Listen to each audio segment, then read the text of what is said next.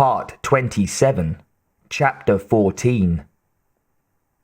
The music filled the corridors, the empty sleeping rooms, the supply section, and the lavatories.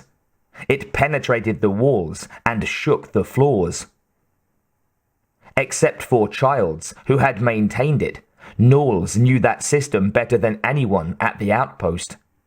He shouted over the din and gestured back towards the rec room. "It's got into the pub!" He screamed at his companion. "It's turned on the stereo!" Sanders gaped across the room at him, straining to hear. "What'd you say?" Knowles headed for him. "It's between us and the rec room! How are we going to get back?" Sanders shook his head, looked frightened and confused. "I can't hear you, man!" In the recreation room, MacReady cursed steadily as he ripped first one speaker, then another from their wall brackets. "What are they doing back there?" he asked the station manager, nodding towards the distant kitchen. The music boomed from only one remaining speaker now, but its pounding ostinato continued to reverberate through the rest of the compound. Gary stood by the wire entrance and stared down the hallway. Knowles' voice reached him as a distorted wail. "What's he saying?" MacReady asked as he tore at the last speaker. Gary shook his head. "I can't make it out." "What's that?" "MacReady!" Knowles was howling. "We've been cut off!" He leaned cautiously into the corridor. "Hey, can't you guys hear me up there?" Something went whoomp against the door at the back of the kitchen. Knowles turned to stare at the large, scythe-like blade that now poked through the heavy timbers and began soaring downward. Black ooze stained the fringes of the cut. The blade itself was an unrecognizable shade of non-metallic red. Odd color for a knife. The sound of tearing wood was largely obscured by the blare from the stereo speakers. Eyes bulging, Sanders pointed a trembling hand at the disintegrating door. A second knife blade appeared alongside the first, together with more of the lubricating black substance. Knowles backed away from the splintering barrier as he realized that the dual blades were not knives. They were fingernails. Sanders had put his back against the third doorway when another pair of talons came crashing through the thinner wood to spread and lock around his neck. He struggled briefly as he was yanked backward. There was a wistful expression on his face as he bit down on the cyanide capsule just before he was wrenched through the broken door. Knowles wasn't one for futile gestures. Sanders had bought it. The other door was giving way as he took off through the single remaining exit. Crouching low, he shot out into the corridor. His skates sent sparks flying. In the recreation room, a familiar and nerve-jangling screech rose above the music. It was sharp, distinct, louder than ever. MacReady bent under the wire and looked down the hall. There was no movement. Small speakers continued to bellow their indifferent electronic litany from far rooms. Knowles had skated like this only once before in his life. It had been back in Chicago. The local gang, the Crips, were after him. The mothers were fast, but not as fast as a frightened teenager on skates. It was late. He had no business being out in that neighborhood, and cockiness had overcome common sense. He'd gone shooting right past their street corner, leaving them furious and startled in his wake, and he'd skated until he'd thought his legs were going to drop off. Around fences, down deserted streets, leaping curbs and gutters, flying through the vacant urban night. Now he leaned hard into a turn and kicked with his legs as he accelerated down a straight corridor. Not far, he told himself desperately. Not far to home. To Delancey Street. To the rec room. His eyes were glazed. He was a bullet spinning down the barrel of a gun. Sanders' body came flying out of the hallway wall directly ahead of him. A thick, knob-encrusted arm pinned it like a fly to the paneling opposite. Knowles skidded and lost his balance as he tried to stop, slid into the nearest wall, hard. The cyanide capsule went flying out of his mouth. He ignored it. The rest of whatever had taken the radio operator was starting to crumble through the wall. He got to his feet and started forward again, leaping over the flexing massive limb, and rolled on the floor just like they taught him to do in gym class. Then he was back on his feet and skating like a roller derby jammer for the next turn. MacReady was out in the corridor and running towards the kitchen. He hadn't gotten very far when Knowles came careening around the corner towards him. "Get back!" the cook screamed at him. MacReady slowed but didn't stop. "The generator!" he started to say. "Screw the generator!" Knowles shot past the pilot's reaching hand. Hisses and unholy snarls rose above the music. Something like an ambling earthquake was coming up the corridor. MacReady turned and rushed after Knowles. Knowles barely remembered the wire and just ducked under it as he skidded into the rec room. MacReady was right behind him. Chugging like an overheated engine, the cook collapsed on the big couch. "What happened back there?" Gary asked him quietly. Knowles looked over at him. His words came in bunches. "It got Sanders. He got into his capsule, the poor son of a bitch. World War III wouldn't mess with this fucker. Can go through walls. And it's big. Lots bigger than we thought. Maybe never reached full size before it froze way back when. It's like all over the place." "Calm down and get into your position," MacReady told him.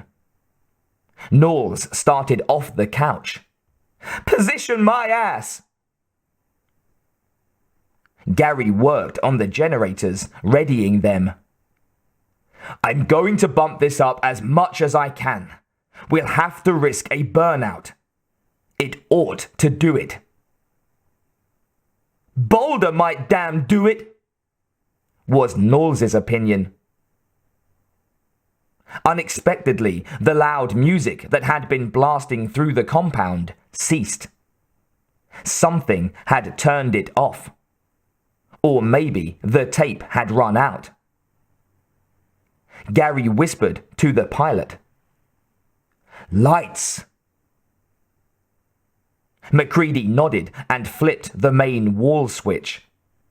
Each man assumed his predetermined station as the rec room was plunged into darkness. The wind moaned overhead.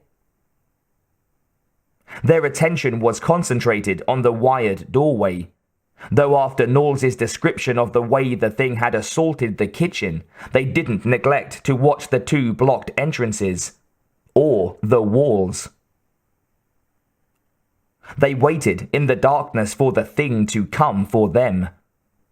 Silence filled the compound. When some time had gone by and nothing had happened, Gary finally spoke.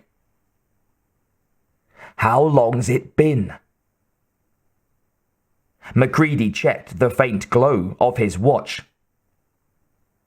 "Little over 2 hours, I think." From behind him, Knowles sounded hopeful. "Maybe it ain't coming. Maybe it's going to try and wait us out, like you said earlier. With the generator still on, the rest of the camp will stay pretty warm."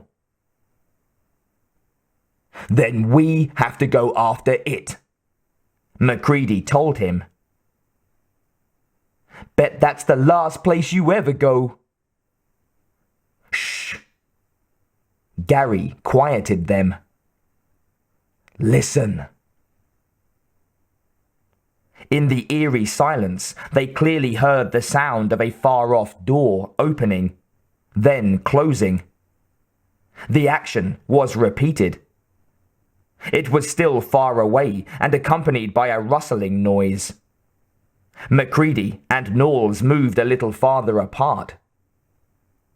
A soft bubbling came from outside. It was followed by a tentative scratching at the door. Gary's fingers tightened on the generator controls. The scratching intensified, then grew louder. Macready's voice was a strained whisper. "Wait. Wait until it gets through the door." Gary nodded, his palms damp on the main switch. The scratching had risen to a steady, insistent pounding. The door was heavier than most in the compound. Knowles and Macready quietly lit a pair of Molotovs and concentrated on the entrance. The door boomed hollowly as something massive threw its weight against it. The room began to shake. Dirt fell from the cracks in the quivering ceiling. Macready raised his arm and aimed the slowly flickering Molotov. Then the roof gave way and it dropped into their midst. Instinctively, the three stunned men threw themselves away from the dark mass occupying the middle of the room. As he stumbled backward, Macready heaved his Molotov, and from the other side of the room, Knowles did the same. Both struck close to the thing's right side. For an instant, they could see it clearly. A raging, constantly shifting gelatinous form silhouetted by the flames. Gary bolted for the door. As he jumped, something erupted from the center of the humping mound and speared him. The unaffected 2/3 of the enormous body followed its probing tongue or tentacle or whatever it was and engulfed the hapless station manager before he could get the door open. A chitinous limb lashed out and sent Knowles sprawling. Macready dodged its mate, dove at the generator, and threw the switch. Current ripped through the wired doorway, electrocuting Gary with merciful speed. One of the thing's talons caught in the door where it had pinned him, twisted away from the crackling pain. The door came away from its hinges, and the pinioned talon began pounding it against the floor, trying to shake it loose. Knowles scrambled frantically through the gap where the door had been, but the seething, screeching horror was between Macready and the exit. Macready's brain screamed at him to do something.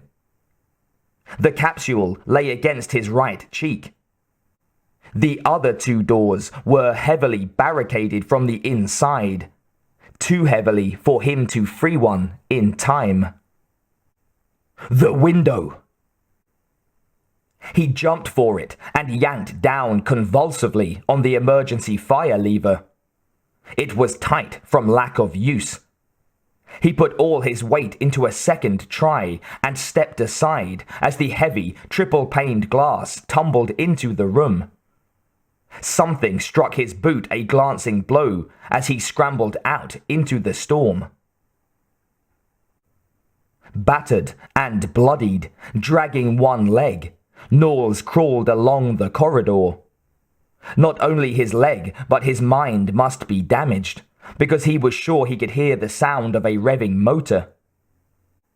It must be the regular shuttle flight, come to carry them away to safety, away from the repellent alien monstrosity that would tear the compound apart in its search for the last humans it could take over. But the plane wasn't due for months. It only came in winter on rare, clear days, and anyone could hear the storm howling outside, howling and screeching and wailing, coming closer and closer. Terror made him crawl faster, oblivious to the pain in his broken leg. He didn't know that it was broken, only that when he tried to stand, fire shot through it and brought him down. Bathroom stall close by. He crawled in and locked it. The gurgling that had been pursuing him grew louder. Knowles leaned against the back of the toilet, looking around desperately. He was imprisoned in a tiny wooden box. No windows, only the thin slatted ventilator.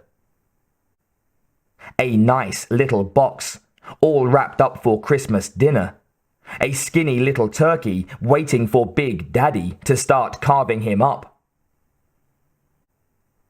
The gurgling stopped somewhere on the other side of the door. There came a scratching at the wood. A low moan rose from the depths of Knowles's throat, a sound he couldn't and didn't try to control. He began ripping at the weathered wood forming the back of the stall. Blood started from beneath his nails as he clawed at the reluctant paneling. A powerful blow struck the door as he wrenched aside one plank. It came away in pieces. Something dark was starting to come through the wood. Knowles put the jagged end of a large splinter to his throat and gave it a spasmodic shove.